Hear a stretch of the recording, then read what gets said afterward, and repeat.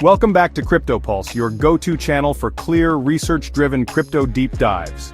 Today we're unlocking one of the biggest narratives shaping crypto in 2025 real-world assets, RWAs, and the project leading that charge, Ondo Finance. You've probably seen it mentioned next to tokenized Treasuries, DeFi for institutions, and even names like BlackRock.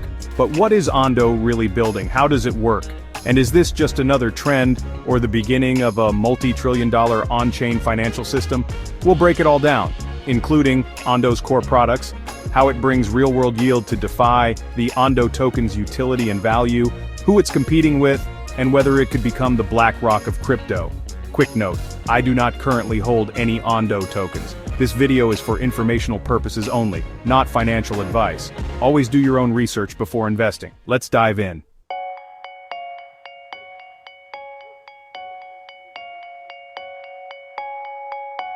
What is Ondo Finance?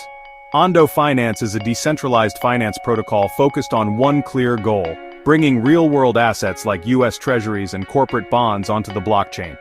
Founded by ex-Goldman Sachs investment banker Nathan Allman, Ondo is building the bridge between TradFi and DeFi.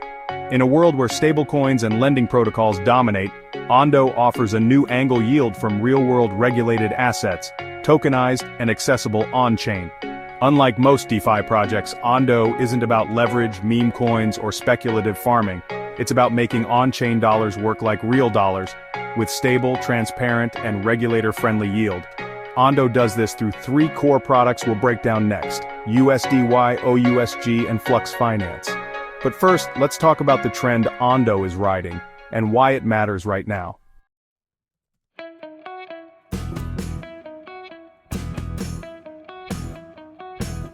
Why real-world assets matter. In 2025, crypto is maturing, and one of the clearest signs is the shift from speculative tokens to real-world integration.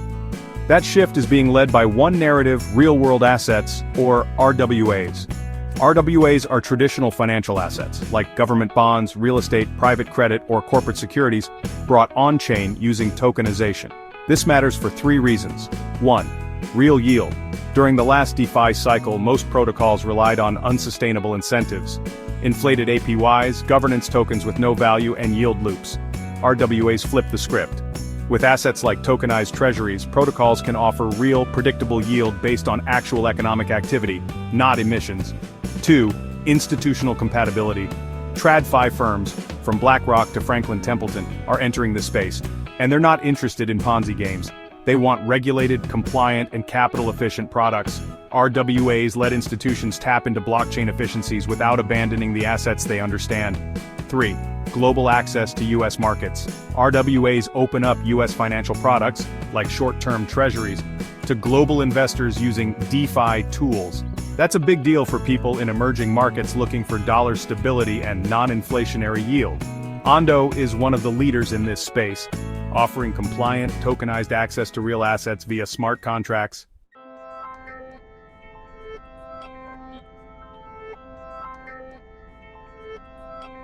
Ondo Finance isn't just riding the RWA narrative, it's delivering real usable products that bring yield on-chain in a compliant and scalable way. Here are the three pillars of the Ondo ecosystem. 1. USDY, yield-bearing stablecoin alternative. USDY is a tokenized note backed by short-term US Treasuries and bank deposits. It's issued through a Bermuda-based structure for regulatory flexibility. Here's how it works. Investors deposit USDC or fiat. Ondo purchases treasury bills and other secure assets. Yield is passed on via tokenized holdings. USDY is redeemable and transparent, with daily NAV updates. Think of USDY as a stablecoin alternative that earns real yield, without needing a DeFi farm. Note, only available to qualified non-US investors at this time. 2. OUSG, tokenized BlackRock Treasury exposure. OUSG gives tokenized exposure to BlackRock's US Treasury ETF, SIV. It's one of the first ways to get access to TradFi ETFs on-chain.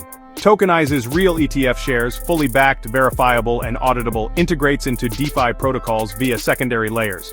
Institutions love this because it brings trust and familiarity into the crypto space. 3. Flux Finance, DeFi lending meets real-world collateral. Flux is a decentralized lending protocol that supports RWA-backed tokens as collateral. Users can borrow stablecoins against USDY or OUSG, earn yield by supplying liquidity, interact with real-world financial products without leaving DeFi. It's like Aave meets Treasury notes, one of the most promising RWA-native DeFi products in 2025. Together, these three tools, USDY, OUSG, and Flux, make Ondo not just a protocol but an ecosystem.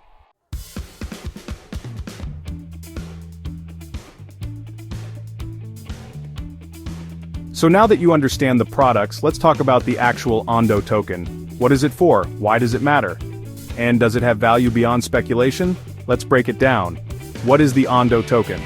The Ondo token is the native utility and governance token of the Ondo Finance ecosystem. It launched in early 2024, and its design reflects Ondo's vision of becoming the infrastructure layer for tokenized finance. Utility breakdown governance. Ondo holders will govern the protocol's direction, including product parameters, collateral rules in Flux, and future treasury strategy. Ecosystem coordination. As Ondo grows into a full RWA platform, Ondo may be used to incentivize liquidity, align third-party DeFi apps, and support integrations. Staking, expected. While not live yet, future staking mechanics may reward token holders for securing governance or participating in platform services. Protocol fees, speculative. If fees from USDY, OUSG, or Flux are routed back to the Treasury, Ondo could become a value accrual token, similar to LDO or 8AAV. Tokenomics snapshot as of 2025. Total supply, 10 billion Ondo. Circulating supply, around 1.4 billion. CoinGecko, April 2025. Allocation, team and advisors, 20%. Investors, around 25%. Ecosystem community, 35%. Treasury and strategic growth, around 20%. Vesting gradual unlock through 2027. While some of the supply is still locked, this setup ensures that ecosystem growth and governance participation are the main drivers of Ondo demand.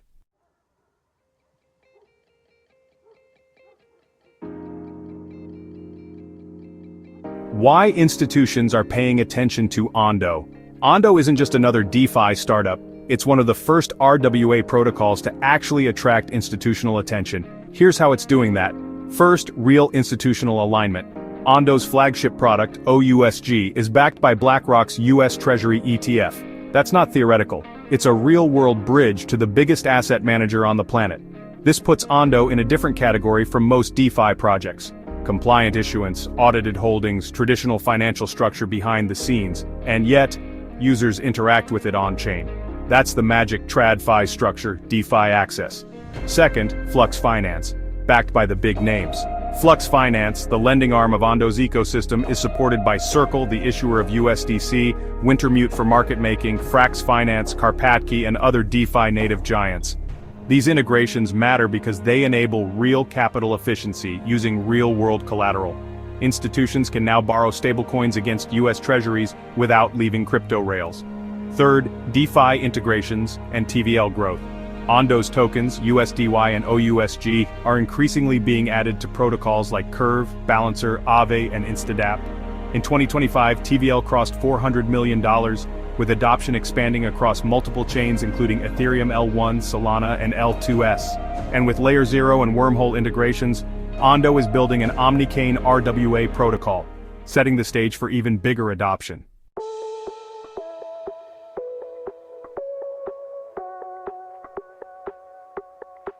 How Ondo compares to other RWA protocols. The RWA sector is heating up, and Ondo isn't the only player in the game. Let's look at three of its biggest competitors and what sets Ondo apart. First, Centrifuge. What it does? Focuses on private credit and real-world financing, tokenizes invoices, trade receivables, supply chain loans, and works with small and medium enterprises. Strengths: deep in private credit, has launched real asset-backed vaults on MakerDAO. Limitations: focused on non-transparent, non-public assets, institutional appeal is lower compared to Ondo's tokenized treasuries. Verdict: Centrifuge is great for SME financing. Ondo wins on transparency, scale, and TradFi alignment. Second, MakerDAO. What it does uses real-world assets including treasuries to back DII, partnered with asset managers like Monetalis, integrates Centrifuge vaults and others. Strengths: massive community and brand, first major protocol to bring RWAs on-chain, deep liquidity for DAI. Limitations: slow governance process, not user-facing. RWA interaction is indirect, less productized than Ondo. Verdict maker is a strong backbone for DeFi. Ondo is more product-focused and agile in retail and institutional RWA delivery. Third, Maple Finance. What it does, focuses on on-chain under-collateralized lending, targets institutions and credit-worthy borrowers, has RWA pools like real estate and private credit, strengths deep lending infrastructure, institutional borrower network. Limitations: smaller brand and token adoption, no stable retail-facing products like USDY. Verdict Maple is lending first. Ondo is RWA first, with lending layered on top via Flux. Final comparison snapshot: project focus, strength, limitation. Ondo public assets, treasuries, ETF link, DeFi UX, regulatory compliance complexity. Centrifuge, private credit, SME finance and maker vaults, less transparency, less scale. MakerDAO, RWA reserves, protocol depth, liquidity, indirect access, slow governance. Maple lending platform, under collateralized loans, not RWA native, limited products.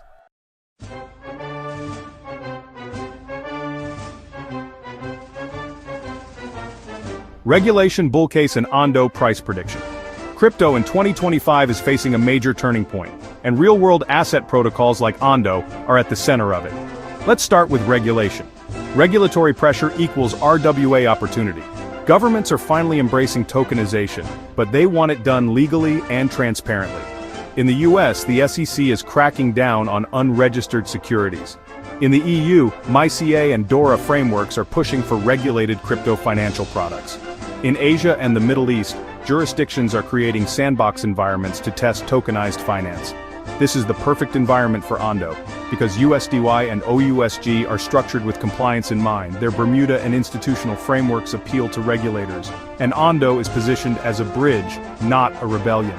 As the world tokenizes real estate, bonds, and treasuries, Ondo is already a step ahead. Now the bull case for Ondo in 2025. Let's imagine the best-case scenario: USDY adoption grows across DeFi as a yield-bearing stablecoin. OUSG becomes the default RWA collateral for lending protocols. Flux scales up and attracts billions in liquidity. TradFi firms start integrating with or launching on Ondo's infrastructure. Protocol revenue grows, and Ondo gains governance and utility demand. In this world, Ondo becomes the Lido of RWAs, powering the largest tokenized asset market on-chain. Price prediction and growth outlook. Ondo launched in early 2024 and remains undervalued relative to its competitors. Here's a realistic range for 2025 based on adoption and crypto market sentiment. Base case, 60 cents to $1.20. Strong DeFi adoption, moderate TradFi traction. Bull case, $2 to $3. Widespread USDY use, deeper integrations, clear regulation. Extreme case, $5 plus, if tokenization explodes and Ondo becomes the central liquidity layer. At $2 per token with 10 billion supply, Ondo's market cap would be around $20 billion, placing it firmly in the top 15 to 20 projects globally.